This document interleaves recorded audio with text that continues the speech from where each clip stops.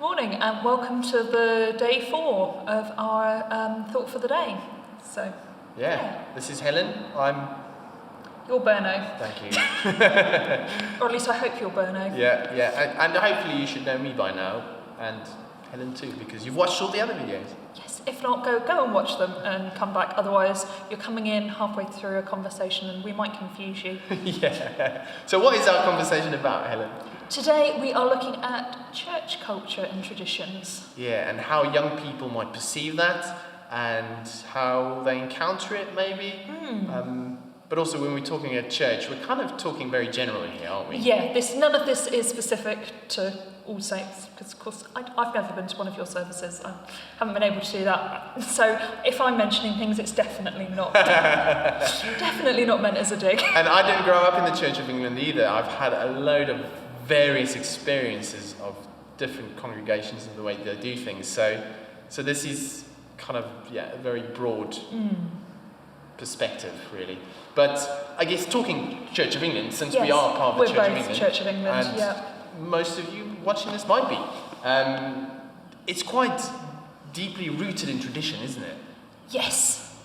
But oh my goodness, yes. Okay, so tell me now, because I didn't grow up in the Church of England, what kind of, if you were a young person, never been to church, and you would come into church, what is the thing do you think would... The things I remember, so I became a Christian when I was in my late 20s, sort of about 26, 27, so just trying to think back to then, the things that greatly confused me, so my church is very informal anyway, so I was used to a very relaxed, low church style anyway. But certainly visiting some of the other churches in our local area or going up to the big services at Salisbury Cathedral, and this whole standing and turning to face the gospel, which, well, now it's been explained to me, I get. That confused the living daylights out of me the first time that happened. And song responses. Okay. That gets. I'm not musical. So you feel very awkward then? I feel desperately awkward on song responses. That really gets me, because also it's not a part of my church tradition. We just speak. Okay, so that's kind of the higher end of church. That is the higher end of church, but those are the things that tripped me up when I was in my 20s and sort of visiting other services and stuff. These days I just accept that there are things that I'm not comfortable with, and I accept that. I go, I've got no idea what's going on. But that takes time to kind of get in that place, to feel confident that God doesn't care that you're confused by the surface. No, that's interesting, because with church tradition, church culture, we've got our very own way of speaking and the usage of words. We were talking to Dan Head earlier. Dan, if you're watching.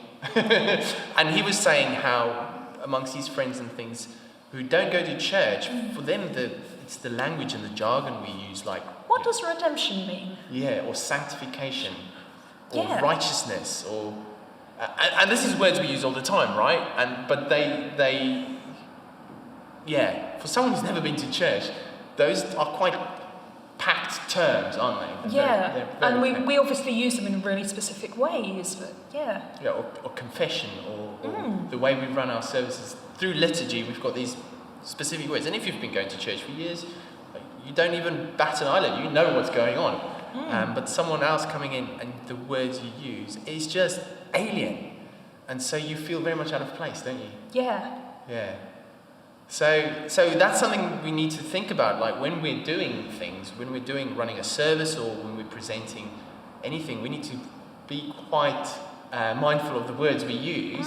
It's not that we're going to offend anyone, might just go over their heads. and it's not that we want to dumb things down. No. That's because these are big concepts, but this is the thing, actually, you're not dumbing things down, because then you have to start thinking about what the word actually means, and how do I explain it? And suddenly...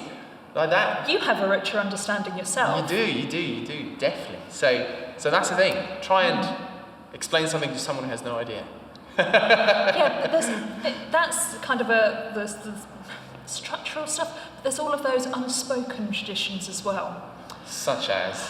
I remember my grandfather one day had a huge rant about wearing jeans in church. Okay, yeah. Do you know what? Speaking of that, it's when I went to Salisbury Cathedral, I had my hat on, because I normally do. It's just what you do. You wear a hat because you don't brush your hair in the morning. And they asked me to take my hat off. And I did, that's fine. But I was a bit like, okay, I didn't understand why. I guess it was some form of sign of respect. Yeah. But to whom, I was not sure about that. And so, I still wear a hat in church.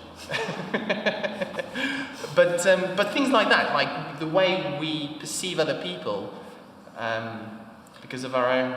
Yeah, or even the other way round, where you think you know a tradition, it's just sort of, okay, church is Sunday best, that's fine. And then you turn up and realise everyone's in jeans and t-shirts.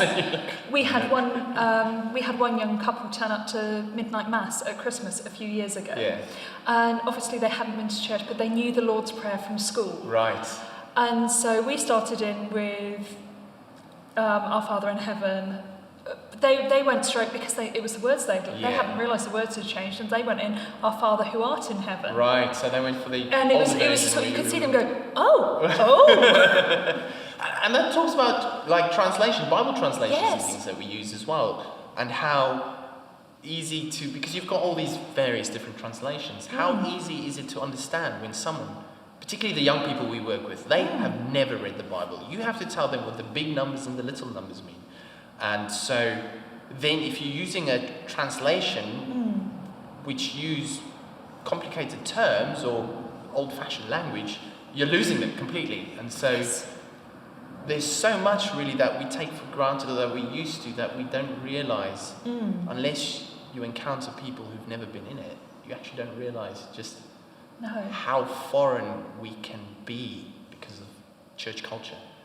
So something to think about. How do we